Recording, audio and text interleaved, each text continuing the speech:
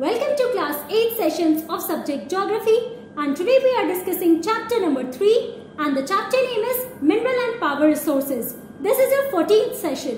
तो बच्चों हम लोग क्लास 8 का सब्जेक्ट ज्योग्राफी डिस्कस कर रहे हैं और इसमें हम लोग चैप्टर नंबर 3 डिस्कस कर रहे हैं. चैप्टर का नाम है मिनरल एंड पावर रिसोर्सेज और ये आपका 14th सेशन है. So let's start with it. तो बच्चों एक बार ब्रीफ रिकैप कर लेते हैं कि लास्ट क्लास में हम लोगों ने क्या क्या कंप्लीट कर लिया था and after that we will continue with our discussion. Okay, so in our last class we discussed about geothermal energy and the tidal energy, which are the other two examples of non-conventional sources of energy, right? तो बच्चों geothermal energy में हमने क्या पढ़ा? That the heat energy that is obtained from the earth surface is known as the geothermal energy. और मैंने आपको diagram के थ्रू ये एक्सप्लेन भी किया था कि किस तरीके से पूरा मैकेनिज्म वर्क करता है and how it is helpful in producing electricity. तो बच्चों बेसिकली ये होता कैसे है? तो हमारे अर्थ सरफेस के इंटीरियर में आप जब जाओगे then you will see that the temperature और the heat and the pressure is rising, right? और ये आपको मैंने बताया था कि क्लास 7 में जब आप अर्थ के कंपोजिशन के बारे में पढ़ रहे थे तो उसमें आपने देखा था क्रस्ट, मैंटल एंड कोर के बारे में, राइट? तो जैसे आप कोर के पास जाओगे तो ऑब्वियसली विल सी कि मैंटल में there is the magma there, right? And what is magma? So it is the hot burning rocks. तो ऑब्वियसली उसके प्रेजेंस में क्या होता है बच्चों कि टेम्परेचर जो है अर्थ का ऑब्वियसली इंक्रीज करेगा वहां पे, है ना? तो जैसे जैसे आप इंटीरियर में जा रहे हो वैसे वैसे टेम्परेचर इंक्रीज हो रहा है and that forms the hot spring area, right? अब उसी की वजह से हीट एनर्जी डेवलप होता है और वही हीट एनर्जी जो ऑब्टेन होता है बच्चों उसको हम लोग जियोथर्मल एनर्जी कहते हैं. और ये जो हीट हॉट स्प्रिंग्स होते हैं बच्चों that is basically used for cooking, heating and also bathing purposes. और मैंने आपको ये भी बताया था कि कहाँ पे आपको ये जियोथर्मल प्लांट्स मिलेंगे. तो आपको यूएस में मिलेगा, उसके अलावा बहुत सारे कंट्रीज हैं. इंडिया में अगर हम बात करते हैं तो मणिकरण है हिमाचल प्रदेश में जहाँ पे आपको जियोथर्मल प्लांट्स मिलेंगे, राइट? वहां पे आपको बहुत सारे हॉट स्प्रिंग मिलेंगे and that is basically used for cooking और फॉर हीटिंग या फिर बेथिंग पर्पसेस के लिए, जो भी आपको बताया. उसके बाद हम लोगों ने पढ़ा टाइडल एनर्जी के बारे में. तो टाइडल एनर्जी क्या होता है बच्चों? Obviously the energy that is obtained from the tides. और टाइड्स के बारे में भी आप लोगों ने क्लास 7 में पढ़ा था. That is the periodic rise and fall of the waves और basically the water in the ocean और सीज, राइट? उसमें हम लोगों ने क्या देखा बच्चों कि जब हाई टाइड का टाइम होता है तो obviously that high tides that is passing through the dam. और डैम में हम लोगों ने देखा है कि टर्बाइन होता है और जनरेटर होता है ना? तो वो टर्बाइन क्या करता है बच्चों? That is rotating and that generates electricity, right? और वो भी मैंने आपको बताया थ्रू द मैकेनिज्म जो हम लोगों ने वो भी मैंने आपको पिक्चर के थ्रू दिखाया था वो पूरा मैकेनिज्म कैसे वर्क करता है and that is only happening in the high tides. तो आपको ये पॉइंट याद रखना होगा अबाउट दी टाइडल एनर्जी. अब बच्चों आज की क्लास में हम लोग अपना लास्ट पॉइंट यहाँ पे डिस्कस करने वाले हैं about biogas, that is another form of non conventional sources of energy, right? अब हम देखते हैं बायोगैस क्या होता है और वो हमें कैसे वो हमारे लिए कैसे यूजफुल होता है. Okay, so the organic waste such as dead plants and animal material, animal dung and kitchen waste can be converted into gaseous fuel that is known as biogas. तो बच्चों बायोगैस क्या होता है वो सबसे पहले यहाँ पर हम लोग समझते हैं. So it is the organic waste. अब ऑर्गेनिक वेस्ट क्या हो रहा है? Obviously the dead plants and animal material. तो ये आप लोगों ने फर्स्ट सेशन में ही देखा था जब हम लोग पावर रिसोर्सेज के बारे में डिस्कस कर रहे थे कि जो भी डेड प्लांट्स और एनिमल्स होते हैं वो क्या होते हैं बच्चों? They get buried inside the earth surface, under the earth surface, right? तो यही जो ऑर्गेनिक वेस्ट होता है of the dead plants and animals. Apart from that जो एनिमल डंक होता है, तो जो भी एनिमल्स होते हैं बच्चों उनके जो वेस्ट होते हैं, उसके अलावा जो किचन का वेस्ट होता है बच्चों that can be converted into gaseous fuel. अब ये जो गैसियस फ्यूल होता है बच्चों इसको हम लोग बायोगैस कहते हैं. ओके, तो अब बायोगैस क्या होता है वो तो हम लोग यहाँ पे समझ चुके हैं. अब हम देखते हैं कि ये कैसे गैसियस फ्यूल में कन्वर्ट होता है, ये जो भी हम लोग ऑर्गेनिक वेस्ट की बात कर रहे हैं, right? So the organic waste is decomposed by bacteria in biogas digesters to emit biogas, which is essentially a mixture of methane and carbon dioxide. So basically बच्चों ये जो हमारी ऑर्गेनिक वेस्ट है, for example the dead plants and animals that is buried inside the earth surface, apart from that animal डंक या फिर kitchen का जो वेस्ट होता है, राइट? अब ये डीकम्पोज कैसे होता है बच्चों? It is decompose bye the bacterias. अब जो भी बैक्टीरियाज प्रेजेंट है यहाँ पे बायोगैस डाइजेस्टर में. अब यहाँ पे हम लोग ये पिक्चर के थ्रू ये पूरा फेनोमेना, ये पूरा मैकेनिज्म समझने की कोशिश करते हैं. तो ये देखो बच्चों, now let us imagine this is your biogas digester here. अब बायोगैस डाइजेस्टर में आपको क्या क्या मिलेगा? पहला तो आपका एनिमल डंग, राइट, जो भी एनिमल्स हैं बेसिकली कैटल्स जो होते हैं बच्चों, उनके जो एक्सक्रीटा होते हैं, जो भी वेस्ट होता है, तो वो एक हो गया। उसके अलावा किचन का जो वेस्ट होता है वो हो गया।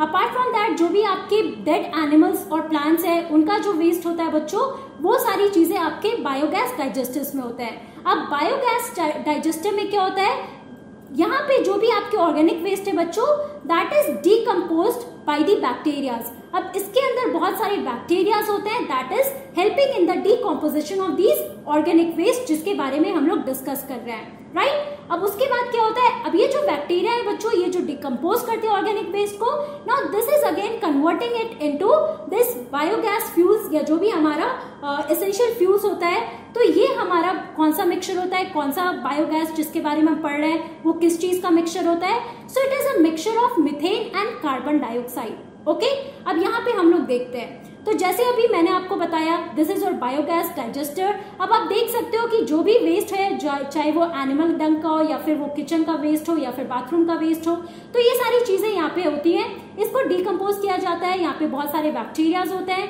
राइट। अब इसको कनेक्ट किया जाता है, राइट। अब यहाँ पे आप देखो कि एक तरफ आप देखोगे कि it is used as fertilisers, okay, organic manure form होता है। उसके अलावा it is also used as cooking fuel.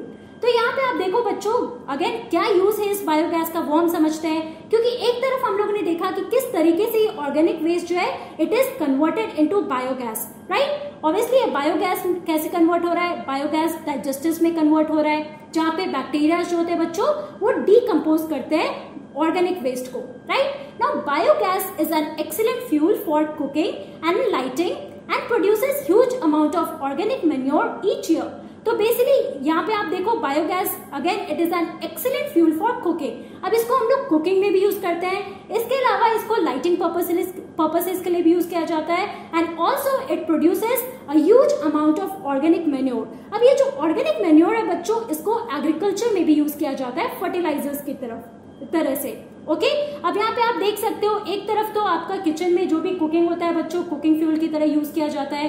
क्यों? क्योंकि इसमें आप देखोगे this biogas has the mixture of methane and carbon dioxide, right, and that is helpful in cooking. Apart from that दूसरा हम लोगों ने क्या देखा ऑर्गेनिक मैन्योर के बारे में, तो जो भी आपके यहाँ पे मान लो अगर आपके गार्डन में प्लांट्स ग्रो हो रहे हैं तो वहां पे एज अ फर्टिलाइजर काम करता है ये ऑर्गेनिक मैन्योर। तो आप देख सकते हो कि एग्रीकल्चर में भी यूज हो रहा है ये बायोगैस, उसके अलावा ये किचन पर्पसेस के लिए भी यूज हो रहा है for the purpose of cooking और for the purpose of lighting, right. तो ये इंपॉर्टेंट पॉइंट्स है जो आपको यहाँ पे याद रखना होगा, that what is biogas and again how this biogas is form and also what are the uses of biogas, right. अब यहाँ पे आप पिक्चर में देख सकते हो, ये अगेन मैं आपको ये पूरा साइकिल यहाँ पे समझा रही हूँ ना। ये पूरी कम्युनिटी से मान लो जो भी फूड वेस्ट यहाँ पे बनता है, राइट। अब ये फूड वेस्ट कहाँ जाता है, ये बायोगैस डाइजेस्टर में जाता है। अब बायोगैस डाइजेस्टर में बैक्टीरिया के प्रेजेंस में जो भी आपका ऑर्गेनिक वेस्ट है वो डिकम्पोज करता है, और एक तो आप देखो मीथेन के फॉर्म में होगा या कार्बन डाइऑक्साइड के फॉर्म में होगा, राइट, जिससे हीट प्रोड्यूस होता है या फिर पावर प्रोड्यूस होता है, राइट, इलेक्ट्रिसिटी के काम आता है। उसके अलावा आप देखो दूसरा जो हम ऑर्गेनिक मैन्योर की बात कर रहे हैं तो that is again your fertiliser, right. अब ये फर्टिलाइजर का काम आता है बच्चों, ये एग्रीकल्चर, ये इरिगेशन फील्ड में ये एग्रीकल्चर फील्ड्स में काम आता है। वहां पे आप जानते हो कि ऑर्गेनिक मैन्योर अगर क्रॉप्स में डाला जाएगा तो क्रॉप्स की जो क्वालिटी वो और अच्छी हो जाएगी, राइट। तो ये दो मेन पर्पस है जिसके लिए बायोगैस को यूज किया जाता है। और आज की डेट पे आप देखोगे बहुत सारे विलेजेस में ये बायोगैस डाइजेस्टर होता है बच्चों, जहाँ पे जो फार्मर्स हैं ये बायोगैस डाइजेस्टर यूज करके मीथेन को प्रोड्यूस करते हैं एंड ऑल्सो फर्टिलाइजर्स बनाते हैं, ये ऑर्गेनिक मैन्योर बनाते हैं जिसको ये अपने एग्रीकल्चर पर्पस के लिए भी यूज कर सकते हैं, राइट। तो बच्चों आज की क्लास में हम लोगों ने क्या पढ़ा, in today's class we discussed about biogas as in what is biogas. तो जो भी आपका ऑर्गेनिक वेस्ट है, dead remains of plants and animals, या फिर एनिमल डंक, या फिर किचन वेस्ट, या फिर फूड वेस्ट जो होता है बच्चों, उससे उसको बायोगैस डाइजेस्टर में डाला जाता है और that is decomposed by the bacteria, और वही आपका it is converted into fuel that is known as biogas, okay. ये गैसियस फ्यूल होता है that contains the mixture of methane and carbon dioxide, right. तो ये पूरे पिक्चर से आई होप आपको ये कॉन्सेप्ट समझ में आ गया होगा।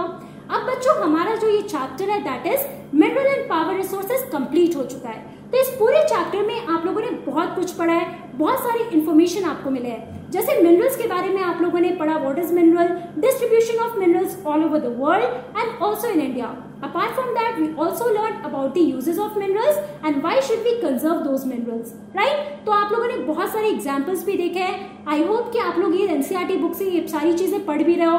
और उसके बाद हम लोगों ने पावर रिसोर्सेज के बारे में देखा। एक तरफ हम लोगों ने conventional sources of power energy के बारे में पढ़ा और दूसरी तरफ हम लोगों ने non conventional sources of energy के बारे में पढ़ा। प्लीज आप ये दोनों सोर्सेज ऑफ एनर्जी में कंफ्यूज मत होना, दोनों इंटायरली डिफरेंट है। और आप लोगों ने देखा किस तरीके से आज के डेट पे non conventional sources of energy को ज्यादा यूज करना चाहिए, राइट? और ये मेन रीजन क्या है बच्चों? Because conventional sources of energy it is very limited. इनका जो भी रिजर्व्स है that is very limited in our world, on our earth surface. Therefore हम लोग को बहुत ही लिमिटेड यूज रखना चाहिए, क्योंकि we have seen that it almost takes millions of years for the formation of fossil fuels, या फिर फायरवुड की अगर हम बात कर रहे हैं तो वो भी लिमिटेड क्वांटिटी में है ना। तो बच्चों ये सारे जितने भी पॉइंट्स मैंने आपको पढ़ाए हैं, please go through NCERT book, जितने भी एग्जाम्पल्स हैं उसको अच्छे से पढ़ो। एंड आपके पावर रिसोर्सेज या एनर्जी रिसोर्सेज वाले टॉपिक में टेबल भी दिया हुआ है about the advantages and disadvantages of all the forms of energy that we have told. तो आप उसको भी अच्छे से समझो, बिकॉज मैंने आपको डिटेल में यहाँ पे सब कुछ समझा दिया है। So it would be easy for you to connect to that table, right? So ये सारे इंपॉर्टेंट पॉइंट्स को आप एनसीईआरटी बुक में पढ़ो। That's all for today. Thank you very much. Have a nice day.